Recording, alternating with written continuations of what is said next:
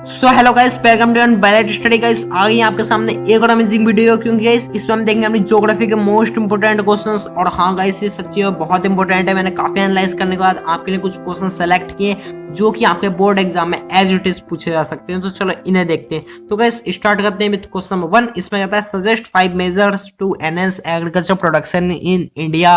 तो गाइस इसमें हमें 5 मेजर बताने हैं जिससे जो एग्रीकल्चर प्रोडक्शन है वो एनहांस हो सके। ठीक है, तो देखो पहले इसमें हम क्या लिखेंगे। पहला हम इसमें लिखेंगे लैंड रिफॉर्म। ठीक है, इसमें क्या है, कलेक्टिवाइजेशन, कंसोलिडेशन ऑफ होल्डिंग और एवोल्यूशन ऑफ जमींदारी। ठीक है, पहला पॉइंट हो गया। सेकंड पॉइंट में आप लिख दो भाई प्रोविजन जो प्रोवाइड किया गवर्नमेंट ने फार्मर को, किसका, कोल्ड स्टोरेज का, ट्रांसपोर्टेशन फैसिलिटीज का। ठीक है, ये सब।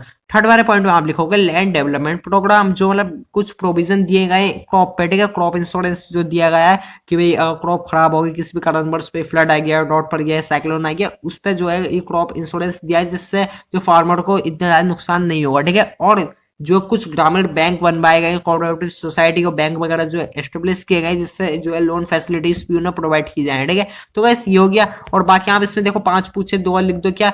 एक भाई किसान क्रेडिट कार्ड और पर्सनल एक्सीडेंट स्कीम वगैरह जो ये सब इशू किया है। ठीक है, और जो गवर्नमेंट ने कुछ टेक्निकल सपोर्ट भी दिया है किसे, फार्मर्स को। ठीक है, तो ये सब इसमें है। तो चलो गाइस, आई होप आपको ये क्वेश्चन समझ में आ गया होगा। और एक बात तो ध्यान रखो, जब भी आपसे एग्जाम में क्वेश्चन पूछे तो आप कोशिश करो उसे पॉइंट में लिखो। ठीक है, क्योंकि देखो पॉइंट में आंसर अच्छा दिखता है रादर देन आप पैराग्राफ में लिखो। ठीक है, तो देखो अगला क्या कहता है। इसमें कहता है what steps have been adopted under the Indian wildlife act to protect endangered species of animal. कि भाई कौन कौन से जो स्टेप्स लिए गए या अडॉप्ट किए गए इंडियन वाइल्ड लाइफ एक्ट में है। ठीक है, जिससे प्रोटेक्ट किया जाए एंडेंजर्ड स्पीसीज को। तो चलो देखते हैं वो स्टेप्स कौन कौन से हैं। तो देखो गाइस, इसमें पहला हमारे सामने आता है कि भाई जो ये मतलब जो ये डिमांड हुई थी ना कि इसकी नेशनल वाइल्ड लाइफ प्रोटेक्शन की, तो इसके लिए जो ये लॉ एक एक्ट इंप्लीमेंट किया गया, कौन सा, इंडियन वाइल्ड लाइफ प्रोटेक्शन। ठीक है, कब, 1972 में। ठीक है, पहला पॉइंट ये हो गया। सेकंड पॉइंट में आप लिखोगे इसमें प्रोविजन दिया गया, मतलब इसमें प्रोटेक्शन दी गई किसे, हैबिटाट्स को। ठीक है, और इसमें जो मेन फोकस था वो ये था कि भाई देखो जो एंडेंजर्ड स्पीसीज हैं जो बची हुई हैं, मतलब जो उनकी रिमेनिंग पॉपुलेशन बची हुई है, एटलीस्ट उन्हें तो बचा लिया जाए, मतलब उन्हें तो प्रोटेक्ट किया जाए। ठीक है, ये इसमें है। थर्ड पॉइंट आप इसमें लिख दो कि भाई इसमें जो हंटिंग वगैरह वो सब बैन कर दिया गया और एक लीगल प्रोटेक्शन जो है वो लाई गई। ठीक है, और जो कुछ नेशनल पार्क और वाइल्ड लाइफ सेंचुरी वगैरह सेटअप की गई। ठीक है, तो गाइस ये हमारा सेकंड वाला क्वेश्चन हो गया। तो इजी क्वेश्चन है, ज्यादा हार्ड नहीं है। आई होप आपसे बन रहे होंगे। ठीक है, तो चलो देखते हैं थर्ड वाला क्वेश्चन। तो देखो इसमें कहता है resources are the function of human activity. इसकी जो रिसोर्सेस वो ह्यूमन एक्टिविटीज के फंक्शन है कैसा। तो देखो ये लाइन आपकी बुक की होगी और इसके आगे लिख दे जस्टिफाइज दिस स्टेटमेंट। तो गाइस ऐसे क्वेश्चन आते हैं। ठीक है, देखो इसमें आप क्या लिखोगे। इसमें हम लिखेंगे भाई जो रिसोर्स है, मतलब हम जानते हैं नेचर का फ्री गिफ्ट है। ठीक है, तो सिर्फ इनकी प्रेजेंस इन रिसोर्स नहीं बनाती, जो ह्यूमन की एक्टिविटीज मतलब जो ह्यूमन इन्हें ट्रांसफॉर्म करते हैं एक मटेरियल को जो एनवायरनमेंट में प्रेजेंट है उसे रिसोर्स में। ठीक है, तभी ये जाकर रिसोर्स बनते हैं। और जो इनकी यूटिलिटी है वो भी डिफाइन करती है कि भाई कैसे मैंने डेवलप करा है और जो उनके द्वारा ये टूल वगैरह और जो टेक्नोलॉजी यूज की जा रही है। ठीक है, तो इसलिए जो रिसोर्स है वो हमारे फंक्शन है किसके, ह्यूमन एक्टिविटीज के। ठीक है, तो गाइस ये वाला क्वेश्चन भी आई होप आपको समझ में आ गया होगा। तो इजी क्वेश्चन है, ज्यादा हार्ड आपसे पूछे नहीं जाएंगे। तो देखो ये तो फर्स्ट चैप्टर का बेसिकली क्वेश्चन था। चलो देखते हैं आगे क्या है। आगे देखो कहता है describe the physical and economic factor that influence the distribution pattern of Indian railway network. ठीक है, कि भाई कौन कौन से फिजिकल और इकोनॉमिक फैक्टर है जो इन्फ्लुएंस करते हैं रेलवे नेटवर्क को। ठीक है, तो हम देखेंगे भाई जो रेलवे नेटवर्क है ना वो आपको कहाँ ज्यादा देखने मिलेगा, वो देखने मिलेगा नॉर्दर्न प्लेन में। क्यों, क्योंकि उसकी वजह साफ है। वजह साफ क्या कि भाई वो लैंड जो बिल्कुल प्लेन है, मतलब जो आप देखो कि जो रेलवे लाइन है वो कहाँ डलेगी, जहाँ पे लैंड बिल्कुल प्लेन होगा। ठीक है, बाकी देखो अगर हम बात करें माउंटेन पे तो वहां पे तो मतलब इम्पॉसिबल ही है। ठीक है, लगभग। तो ये सब है, तो इसलिए जो नॉर्दर्न प्लेन है वो सबसे ज्यादा फेवरेबल हम कहें तो वो एरिया है किसके लिए, रेलवे नेटवर्क के लिए। ठीक है, क्यों, क्योंकि यहाँ पे हाई पॉपुलेशन भी है इसलिए भी है। ठीक है, और देखो अगला आप इसमें लिखो जो पेनिनसुलर रीजन है ना, इसमें क्या होता है जो गैप्स और टनल है ना, इनके जो हम कहते हो मतलब इनके नीचे से जो ये रेलवे नेटवर्क बनाए जाते हैं। आपने देखा भी होगा टनल, अगर आपने देखे होंगे, है ना। तो चलो थर्ड वाला क्या कहता है, इसमें कहता है नॉर्दर्न माउंटेन और अनफेवरेबल। देखो ये बात हम कर चुके हैं भाई, जो माउंटेन एरिया वो बिल्कुल अनफेवरेबल है किसके लिए, रेलवे नेटवर्क के लिए। तो गाइस ये था इसमें। और देखो आगे आप इसमें क्या लिखोगे, जो सैंडी एरिया मतलब जो राजस्थान वाला एरिया है उसमें भी ये मतलब हम कहते तो क्वाइट इम्पॉसिबल है। और वहीं हम देखें जो गुजरात में स्वयं से मध्य प्रदेश में जो इतना फॉरेस्ट वाला एरिया वहां पे भी ये मतलब नहीं बन सकते हमारे रेलवे नेटवर्क। ठीक है, तो इन एरिया में हमें बेसिकली कम देखने मिलता है क्योंकि अनफेवरेबल रीजन हम कहेंगे। ठीक है, और इसमें देखो फिफ्थ वाला पॉइंट लिखा है कि Konkan railway has made it convenient for the movement of good and passenger in the most important economic region of the India. तो देखो एक एग्जांपल इसमें दे दिया है कोंकण रेलवे का, ठीक है। तो गाइस ऐसा आप अपना पूरा आंसर लिखोगे। आई होप आपको समझ में आ गया होगा। चलो देखते हैं अगला क्वेश्चन ये क्या कहता है। ये कहता है how is the issue of sustainability important for development, कि जो सस्टेनेबिलिटी है ना ये डेवलपमेंट के लिए जो हम कहते हैं इंपोर्टेंट क्यों है। तो देखो गाइस पहले मतलब जानो वो क्या, कि भाई नेचुरल रिसोर्सेस को ऐसे यूज करना है कि वो हमारी प्रेजेंट जो नीड्स है उन्हें तो फुलफिल कर सके, प्लस जो हमारी फ्यूचर जनरेशन है उनके लिए भी यूज हो सके, ठीक है। तो ये हमारा मीनिंग होता है क्या, सस्टेनेबिलिटी का, ठीक है। और बाकी आप इसमें देखो अगला पॉइंट कि भाई the issue of sustainability is important for development because if the natural resource are not use carefully they may not available for the future generation, ठीक है। कि भी अगर नेचुरल रिसोर्सेस केयरफुली यूज नहीं किए गए तो जो फ्यूचर जनरेशन है उनके लिए ये सब खत्म हो जाएंगे, ठीक है। जिससे जो अल्टीमेटली कंट्री के डेवलपमेंट में हम कहें तो कमी आएगी, ठीक है। तो गाइस इसमें आप ये लिखोगे। और देखो फिर इसमें हमसे जो सिक्स्थ वाला क्वेश्चन है कहता है why are the sugar mills concentrate in sugarcane producing area, explain any three problem face by sugar industry in India. तो देखो इस जब भी आपके सामने क्वेश्चन आए तो आपके बिल्कुल माइंड में आ जाना चाहिए कि ये क्वेश्चन कौन से चैप्टर का है, कौन से टॉपिक का है, और उसके आपके एनसीईआरटी के लाइनें जो आपके दिमाग में एकदम आ जानी चाहिए, ठीक है। तो देखो ये तो बेसिकली हमारा जो मैन्युफैक्चरिंग इंडस्ट्री है उसका है, ठीक है। तो इसमें क्या है, इसमें हमें बताना है कि शुगर केन जो है मतलब जो शुगर मिल्स हैं वो शुगर प्रोड्यूसिंग एरिया में जो कंसंट्रेट क्यों है और जो प्रॉब्लम फेस की जाती है शुगर इंडस्ट्री के द्वारा, ठीक है। तो चलो इसका आंसर करते हैं। तो देखो गाइस इसमें हम लिखेंगे जो शुगर मिल है बेसिकली हमारी कंसंट्रेट है कहाँ पे, सदर्न और वेस्टर्न स्टेट में, बेसिकली हम कहें तो महाराष्ट्र में, क्योंकि इन्हें यहाँ पे जो है हाई सुक्रोज कंटेंट मिल जाता है इसलिए, ठीक है।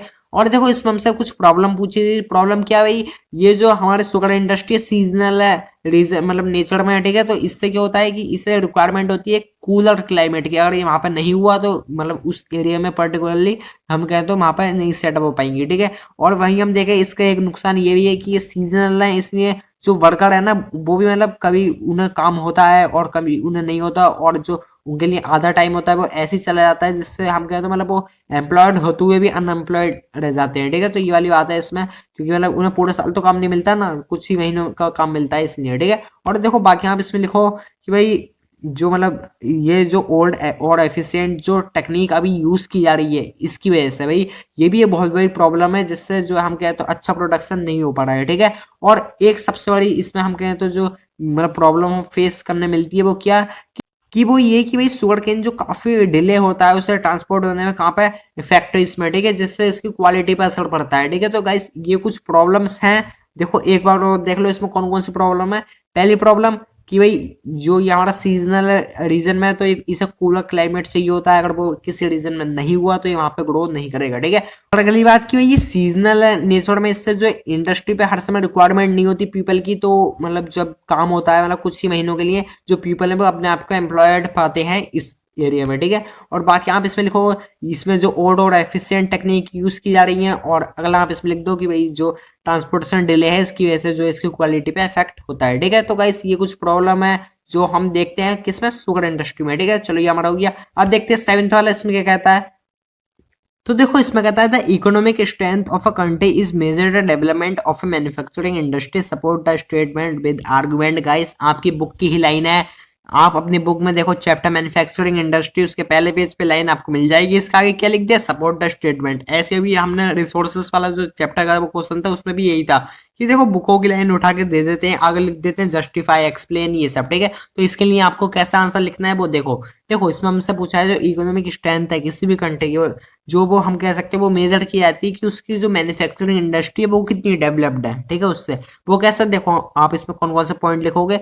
तो देखो पॉइंट आप इसमें लिखोगे जो मैन्युफैक्चरिंग इंडस्ट्री है मॉडर्नाइज करती है किसी एग्रीकल्चर को, जिससे जो काफी जो हैवी जो डिपेंडेंस है पीपल की एग्रीकल्चर सेक्टर में उसे मतलब काफी हद तक कम कर दिया जाता है, ठीक है। और बाकी जो ये काफी सारी जॉब अपॉर्चुनिटी प्रोवाइड करती है सेकेंडरी और टर्सरी सेक्टर में, ठीक है। और इसमें हम लिखे तो भाई जो अनएम्प्लॉयमेंट और पॉवर्टी है वो भी कम होती है, ठीक है, जैसे कंट्री लाइक इंडिया, ठीक है। और बाकी आप इसमें आगे का पॉइंट ये लिख दो कि भाई इससे रीजनल डिस्पैरिटी खत्म होती है, कि भाई अगर किसी पर्टिकुलर रीजन में इंडस्ट्री सेटअप की जा रही है वो भी किसी एक ऐसे रीजन में जहाँ पे जो है मतलब इतनी ज्यादा हम कहें तो मतलब ग्रोथ नहीं है, ठीक है। अगर ये वहाँ पे इंडस्ट्री सेटअप की गई तो वहाँ पे वहाँ के जो लोग हैं उन्हें तो एम्प्लॉयमेंट अपॉर्चुनिटीज मिलेंगी, तो एक तरीके से जो उस रीजन की जो है वो ग्रोथ होगी, उस रीजन का जो डेवलपमेंट होगा, ठीक है।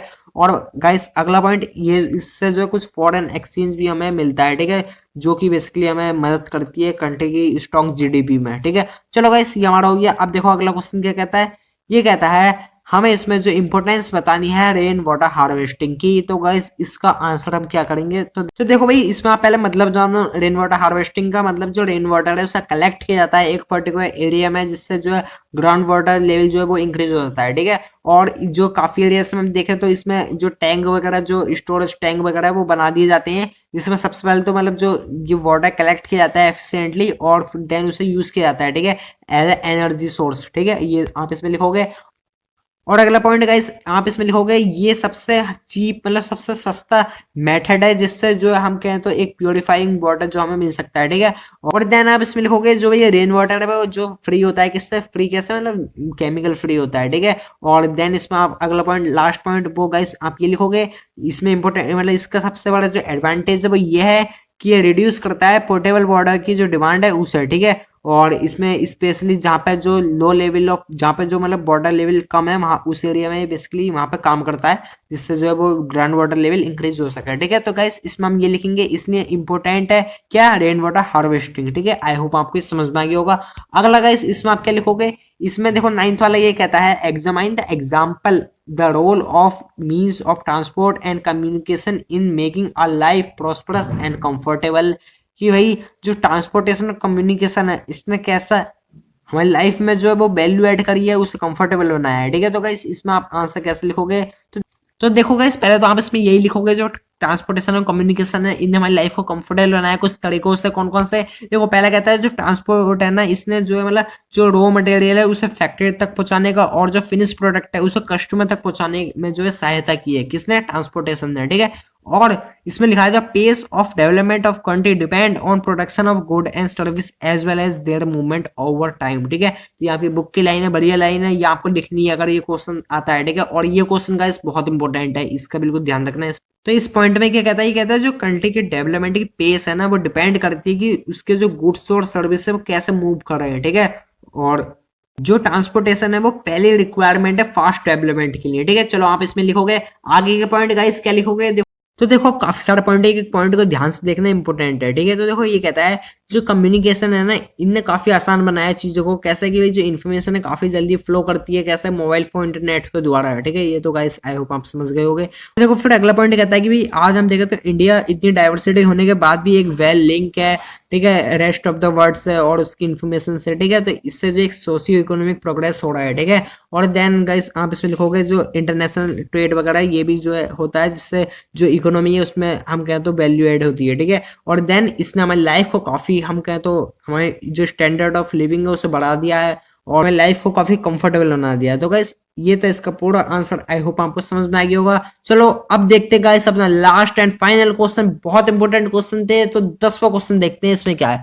इसमें कहता है highlight the significance of pipeline as the mean of transportation with the help of suitable examples, ठीक है। तो गाइस इसमें मैं बताना है जो पाइपलाइंस है ना as a mean of transport, इसमें मतलब इसकी क्या सिग्निफिकेंस है, ठीक है। तो एग्जांपल के साथ वो हमें बताना है। देखो पहला पॉइंट क्या लिखोगे, जो पाइपलाइन जो ट्रांसपोर्टेशन है काफी कन्वीनियंट है, ठीक है। इसमें क्या होता है बेसिकली जो लिक्विड सब्सटेंस है वो हम क्या है तो, और जो लिक्विड और गैसेस ये दोनों सब्सटेंस जो है वो काफी लंबे डिस्टेंस तक हम ट्रांसपोर्ट कर सकते हैं, ठीक है। और देन सेकंड पॉइंट में इसमें क्रूड पेट्रोलियम वगैरह प्रोडक्ट और नेचुरल गैसेस जो है वो ट्रांसपोर्ट की जाती हैं। और देखो थर्ड पॉइंट की भाई अगर कोई सॉलिड प्रोडक्ट है ना उसे भी लिक्विड फॉर्म में हम कन्वर्ट करके ट्रांसपोर्ट कर सकते हैं इसमें, ठीक है।